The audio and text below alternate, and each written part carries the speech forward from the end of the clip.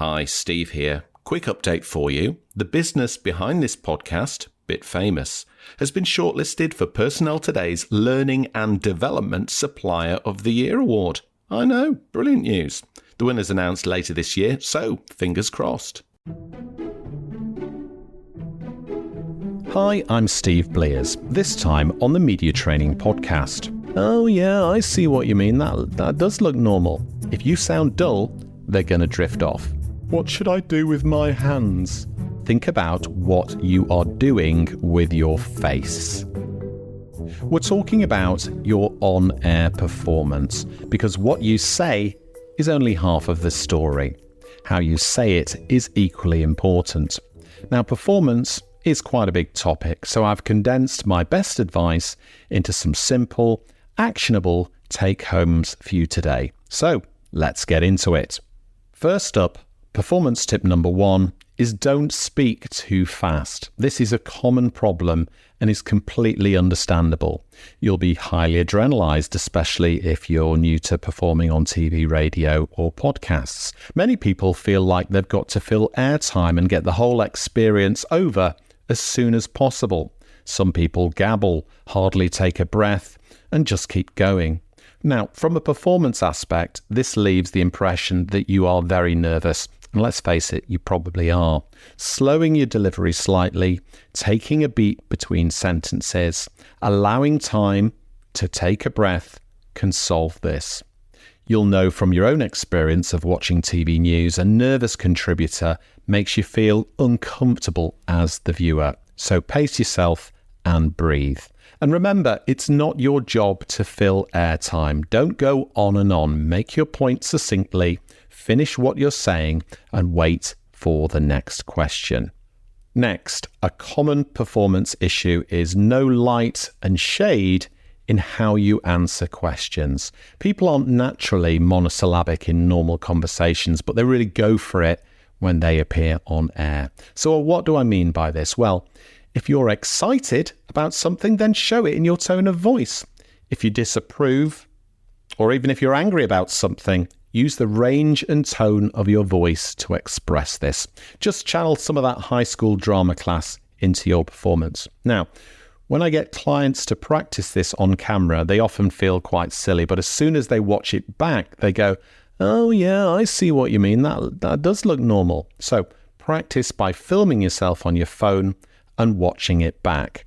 And if you smile when you're talking like I'm doing now, people will know it, even if you're on radio or a podcast. Try it. What you've got to remember here is that the mic and the camera drain your personality, so you've got to up your performance by another 10% or so. Think of you on a great day after a coffee and a good night's sleep. I'm doing it right now. I'm giving it some extra welly. And remember, people have a choice about listening and watching you. If you sound dull, they're going to drift off.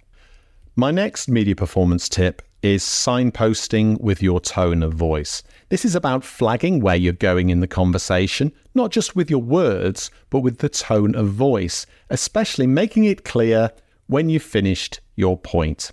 Get it? Media interviews are a pretend conversation, so play nicely. Turn taking is essential. Don't ramble. Don't hog the airtime. You're never going to be asked back if the presenter asks you one question and you ramble on for 5 minutes without taking a breath. Make your best points first, and when you've finished sharing your idea, use your tone of voice to show that you've finished. Right, my next media performance tip is think about what you are doing with your face. If you're being interviewed, it's very likely that you will be in vision even if you aren't speaking. So think about what you're doing with your face when the interviewer is talking. So pay attention, relax, smile, agree, listen with your face. Now, a newbie error here is to nod furiously. Don't overdo it. It looks silly. It may be you disagree with the question. That's fine. Shoot a serious look, whatever. Focus on the interviewer, and if you're not in the same studio, for example, a remote interview via your laptop, then look at the lens to give the impression of eye contact. Right, my next media performance tip. The number one thing I get asked during media training is, What should I do with my hands? Why is it when a video camera is switched on, people become so hand conscious? The answer is no one gives one.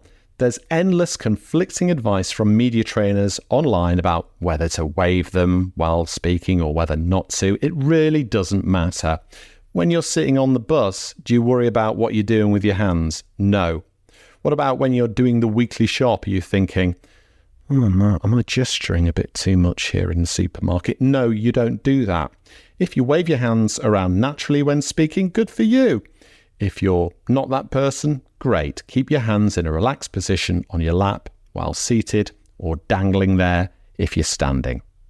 Final media performance tip, and this one is about ums, and verbal tics. You know, yeah, to be honest, yeah, you know, like I said, yeah, to be honest.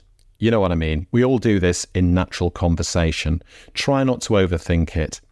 If you feel it's an issue, make a practice video on your phone and play it to a friend, someone you know and trust, to be honest. So, not your mother. A work colleague who's a friend is fine. Don't mention the or that thing that you don't like that you're doing. What do they say about the video? Do they even notice it? If not, don't worry about it. If it's still an issue for you, go back to my advice about slowing down your delivery. If you feel an coming on, try to replace it with a breath. So those are my top performance tips to look and sound slick on air. Remember, the more you practice, the less you'll care about this stuff and the more relaxed you'll appear on air. Good luck, you can do it. Okay, if you or your team need some help with media appearances, perhaps one-to-one media coaching online would work for you, drop me a line. hello@bitfamous.co.uk. Thanks for listening.